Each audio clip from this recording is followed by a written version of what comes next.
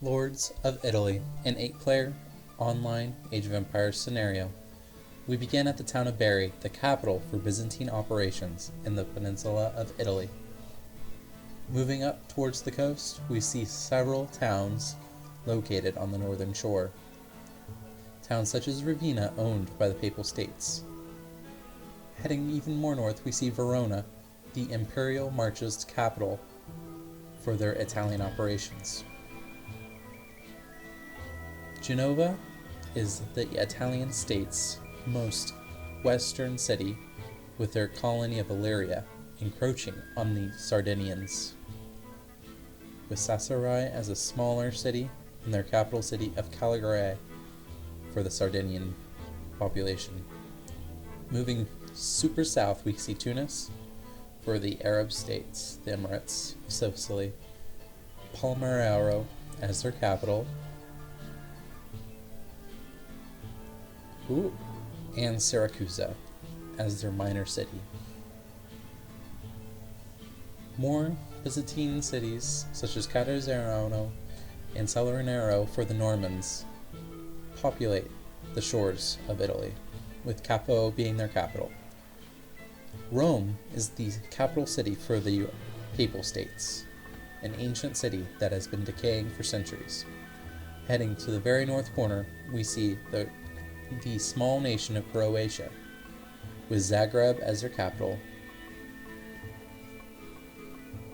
Moving more south, we see their last colony, Ragusa.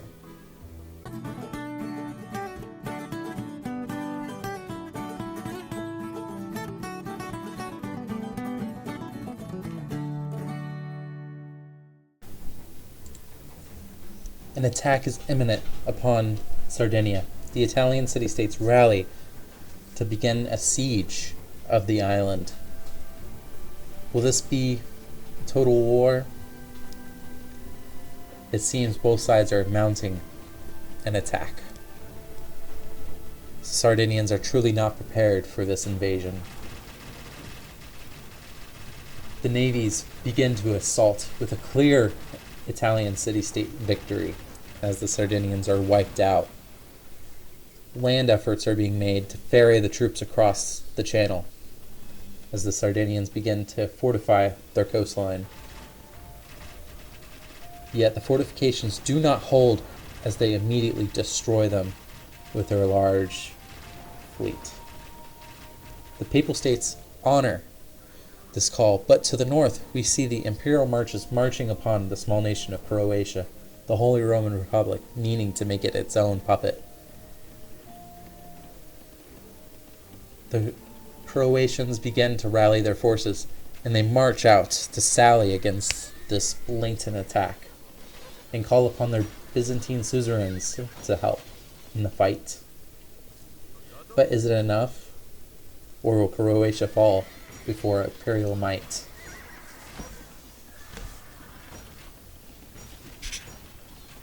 A complete and total victory for the Imperial Marches as they wipe out the last survivors. But to the south, Byzantine forces march upon the city of Verona and intend to destroy and sack its countryside. The Papal States joining the fight against the Italian city-states and their meaningless attack. Though the Papal States do retreat, it is safe to say that the naval fight is not totally in favor for the Italian cities. Yet the city is being reinforced by monks from the Papal States and attack to repel the invaders. For now, it seems that the northern city will be safe.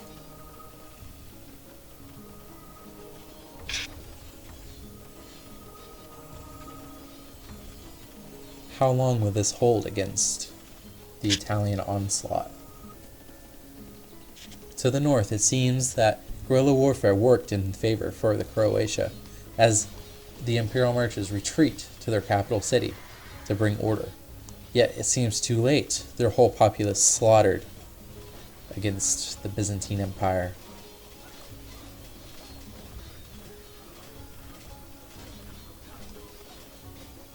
Is this the end of the Imperial marches?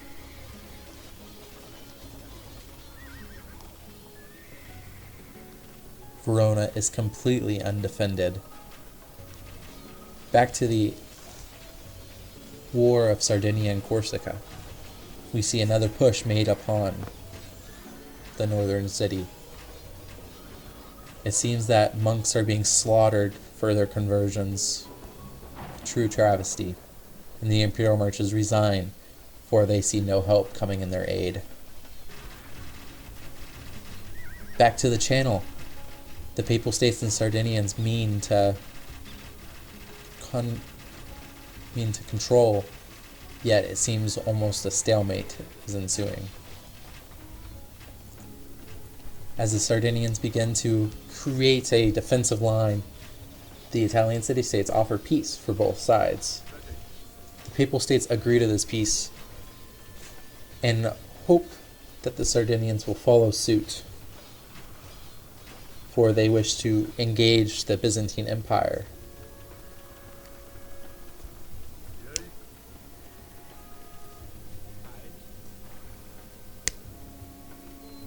They both wish Blue to ally and end this war, but Blue of Sardinia is hoping to keep this war active and regain their lost territory, even if it means death.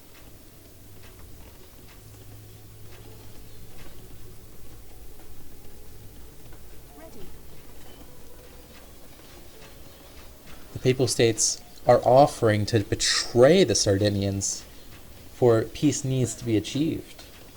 And Sardinia responds that he's a loser pope. Can't change nothing. An absolutely horrendous statement. To the south, we have the Emirate of Sicily mounting an invasion force.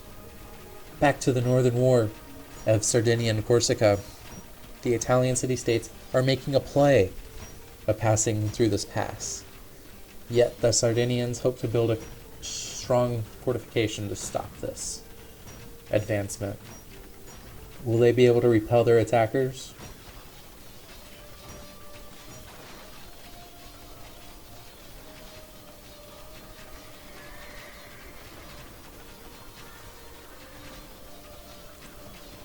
It seems not, for they are breaking the lines, entering. But just for now, it seems the castle will drive their forces back.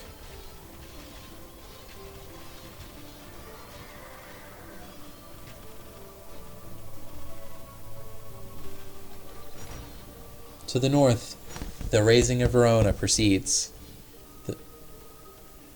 and the Papal States seem to snipe the southern city of Firenze to themselves, eating the carcass of the Holy Roman Empire. Another assault is being managed. The Rams go ahead first, but immediately are destroyed, causing another rout for the Italian city-states.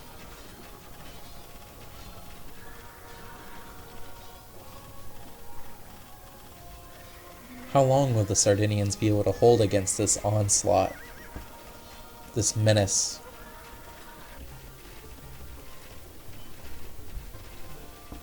As the forces begin to realize the stalemate they are in, neither side can push or be pushed.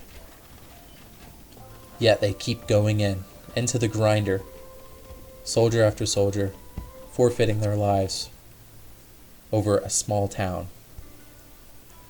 A missionary mission is being made by the Papal States to reach the communities of these Arab Emirates. They seek to disrupt the trade line, landing these peaceful monks begin to convert the local populace.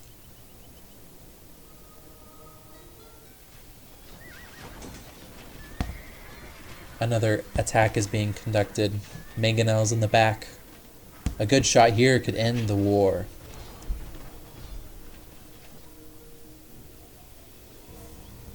In response to this blatant disregard of one's religious freedom, The Emirates start heading down south with a large fleet. Seeing this, the Papal States eagerly rush their monks away, one even dying where he stand. Chasing they are. Yet the galleys are too fast. The transport is doomed, for constant civilians keep blocking their path. This blatant attack against the Papal States means that a war is brewing, and the Emirates are raiding their fishing villages, and they plan to make Rome their own capital. The Papal States mean to ready themselves a fleet to combat this.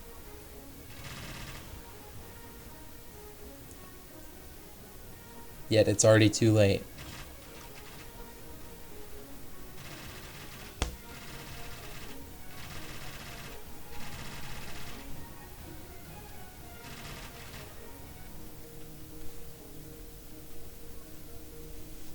A large fleet was assembled to counteract this attack. Yet it's not large enough just yet.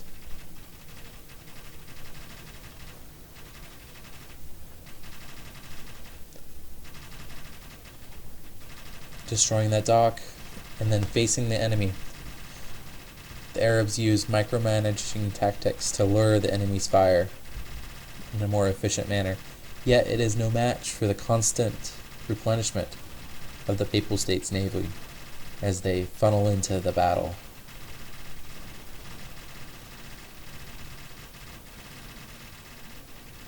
Although the Arabs may have had more ships, or less ships, in better quality, they distracted the Navy just long enough to sneak their transports in the back. Rome is under attack. Christians call for the Norman baronies to aid them, yet their ride is too far away. This attack could mean the end of the Romans, the last Romans anyway.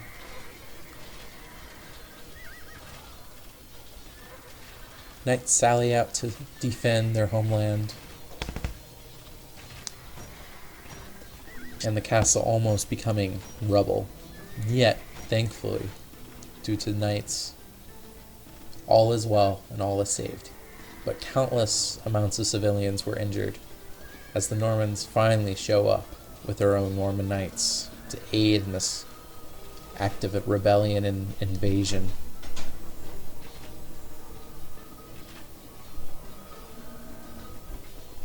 This was a war that would never end.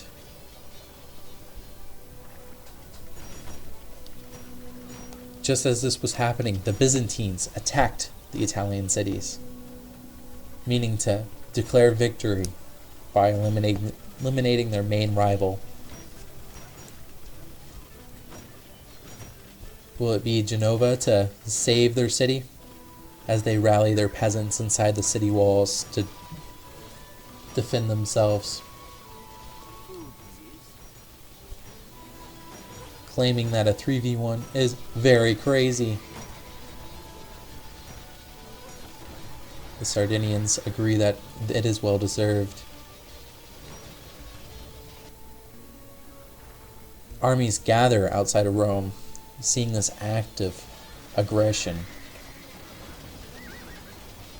Will they rally to the cause of the Italians and save their lands from total annihilation?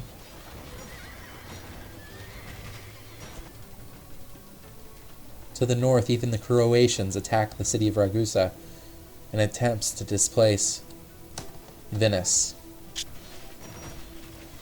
As the siege of Genova continues back west, the Italian Navy all they do is watch. Even the Sardinians sallying out to displace their attackers, their oppressors, finally winning in a battle that is decisive as ever. It is seen that it's the Italian cities now on the back foot. A new order is rising, with Genova sacked, Venice under threat.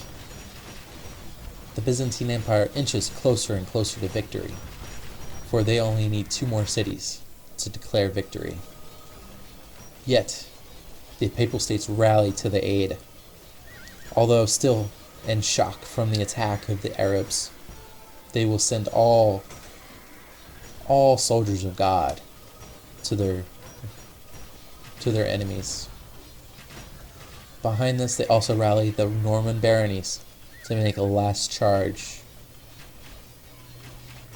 As the Sardinians begin to attack that city, and Venice falling to Croatian spies and murderers, is it too late for the coalition to stop this unstoppable force of Byzantine supremacy?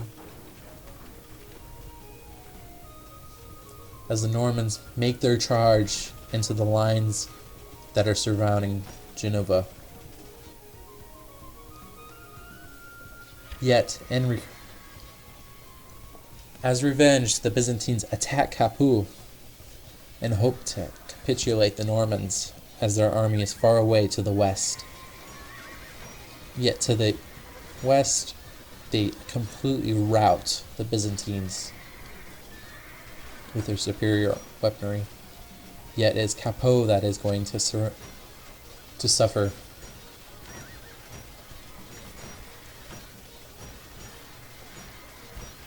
Will the Papal States move their army back in time south? For the Byzantines are about to win.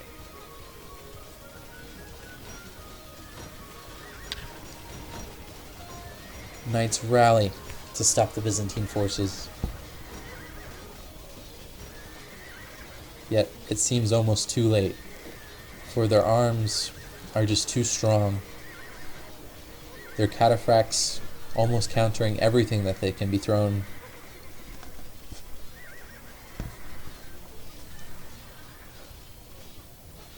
More and more soldiers sally out of their gates of Rome to fight this menace, as the Byzantines inch closer to victory with 9 victory points, only needing 1 more city to declare total rule. Normans flank south to attack the newly occupied city of Capoue, accidentally swerving past the city center. They mean to raise the center to stop the victory of the Byzantines. Yet to their knowledge, they already had another city. So whenever it raised, it didn't stop the victory timer. It seems that the Allied forces, the coalition, would have to destroy another city to stop the Byzantines from declaring victory, as skirmishes in the ruins of Capoue take place. But to the far north, near Croatia, the Sardinians hope to destroy their city to stop this victory. As more Papal States and Normans begin to funnel their way, even they are still being held up against Byzantine forces, for they are not going to be the ones to save victory. It is the Croatians that are going to betray their masters to dismantle the city of Ragusa. They only need to make it past these walls in 20 seconds and destroy the town center before it's too late. Yet it already feels it's too late. 4, 3, 2, 1, 0. Victory is lost. The Byzantines have won. The Byzantines are Italy.